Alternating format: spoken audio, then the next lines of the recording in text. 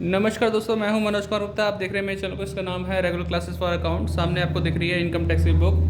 Chapter चल रहा है income from house property. Question number चलेगा 27 और 27 क्वेश्चन को देखते हैं, पढ़ते हैं। ये है 27 क्वेश्चन। इसमें लिखा है X owns a house at Delhi during the previous year 2022-23। 3/4 portion of the house is self-occupied for full year and 1/4 portion is let out for residential purpose from 1st April to 31 दिसंबर 2022 तक। तो ध्यान दीजिए, इसमें क्या है, हाउस एक बड़ा house है एक तरह से। उसमें 3/4 पोर्शन में सेल्फ ऑक्यूपाइड है और 1/4 पोर्शन को लेट आउट किया है रेजिडेंशियल पर्पज़ के लिए। 1 अप्रैल से 31 दिसंबर तक वो किराए पे है, 700 रुपये पर मंथ। उसके बाद 3 महीने जो होते हैं हमारे, जनवरी से लेकर मार्च तक, वो ऑन रेजिडेंस के लिए यूज़ किया गया है। म्यूनसिपल वैल्यूशन ऑफ हाउस कितना है, 20,000। फेयर रेंट है 24,000। He incurred the following expenses in respect of house property. Municipal tax 6,000 दे रखा है और यहाँ पे 2,000 रुपये रिपेयर के दे रखे हैं। आगे बढ़ते हैं तो यहाँ दिखाई देगा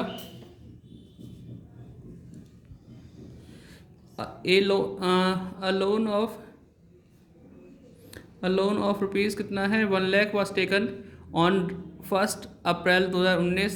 10% पे लिया गया है for construction the house which was complete on 31 March 2020 को। Nothing was repaid on loan account so far. अभी तो कोई पेमेंट नहीं हुई है। Compute his income from house property for the assessment year 23-24 के लिए इनकम फ्रॉम हाउस प्रॉपर्टी निकालना है। तो चलो इसे सॉल्व करते हैं और दिखाते हैं। तो क्वेश्चन का सोल्यूशन दिखाते हैं आपको। यहाँ पे लिखा हुआ computation of taxable income from house property for the assessment year 2023-24 और पोर्शन फर्स्ट हमने यूज़ किया है 3/4 house is use for self residency. इस वाले में जब हम घर में खुद रहे हैं तो कोई इनकम तो होती नहीं। यहाँ पे हम लिखेंगे ग्रॉस एनुअल वैल्यू नील, लेस म्यूनसिपल टैक्स, वो भी नील रहेगा, फिर आएगा भी नील क्योंकि एनुअल वैल्यू नील होगी।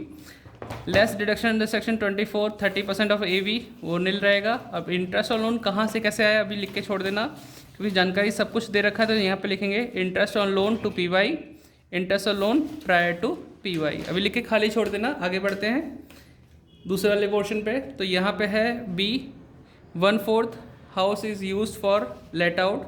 म्यूनसिपल वैल्यू दे रखी है इसमें 20,000 रुपये और उसका हमने 1/4 करेंगे तो कितना आएगा, 5,000। फेयर रेंट है 24,000, उसका 1/4 करेंगे 6,000 आएगा। एक्चुअल रेंट 700 रुपये है, इंटू 9 मंथ का किराया मिला था तो इस पर मल्टीप्लाई किया 6,300 आ गया। अब कंपैरिजन करेंगे हम इन दोनों में। फेयर रेंट और म्यूनसिपल वैल्यू में ज़्यादा क्या है, 6,000, ये आपका एक्सपेक्टेड हो जाएगा तो इसे पीछे लिख देंगे और एक्चुअल रेंट भी सेम टू सेम लिखेंगे। तो नोट डाउन कर लेना वीडियो पॉज करके, ठीक। तो उनमें कंपैरिजन करके एक्सपेक्टेड रेंट आया हमारा 6,000, एक्चुअल रेंट 6,300। इन दोनों में से ज़्यादा क्या है, ज़्यादा है 6,300। ग्रॉस एनुअल वैल्यू हो गया हमारे पास 6,300। अब हमें माइनस करना है म्यूनसिपल टैक्स, जो कि हमारा कितना आएगा, 6,000 रुपये का टैक्स पे किया था, 1/4 आएगा 1,500, माइनस करेंगे 4,800 आएगा। फिर less deduction under section 24 30% of AV, इस वैल्यू का 30% 1,440। और फिर interest on loan to PY और interest on loan prior to PY कैसे आया। अब यहाँ सॉल्यूशन देखो आप आराम से। लोन लिया था हमने 1 अप्रैल 2019 को, मकान कंप्लीट हुआ 31 मार्च 2019-20 में। उससे पहले 31 मार्च आएगा 2019, लेकिन ये डेट इस डेट से भी पहले आती है तो इसके बीच में कोई डिफरेंस नहीं आएगा, इसलिए हमने 0 लिखा, 0 कर दिया। PY हमारा दे रखा था 22-23, उसमें 1 लाख पे 10% निकाला और 10% के हिसाब से 10,000 आ गया। इसका 3/4 भी करेंगे 1/4 भी करेंगे। 3/4 आया 7,500, 1/4 आया 2,500। इसे आप पॉज करके नोट डाउन कर लेना, ठीक है। तो अब पीछे चलते हैं। तो यहाँ पे हमने इंटरेस्ट लोन टू PY लिखा 7,500 रुपये और फिर प्लस किया तीनों को 7,500, इसमें से माइनस किया, लॉस फ्रॉम HP आया 7,500 माइनस में, loss from HP। Second portion यहाँ सॉल्व कर रहे हैं जिसमें हमने इसका 30% लिख लिया था, 2,500 रुपये 1/4 लिखा है हिस्सा, और इसमें कुछ भी नहीं आएगा क्योंकि प्रायर टू PY में नील था समय, तो इसमें भी अमाउंट नील आया। तीनों प्लस की है, हमारी अमाउंट आई है 3,940। फिर इसमें से इसे माइनस करेंगे, ठीक है। तो जब इसमें से हम माइनस करेंगे तो अमाउंट पहले गलत थी, वो सही कर दी हमने।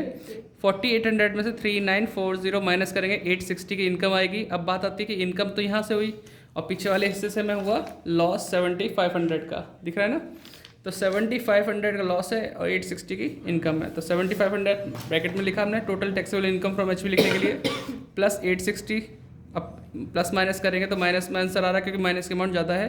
6640 ये लॉस फ्रॉम एचपी आ गया हमारा, और यही हमारा सोल्यूशन है।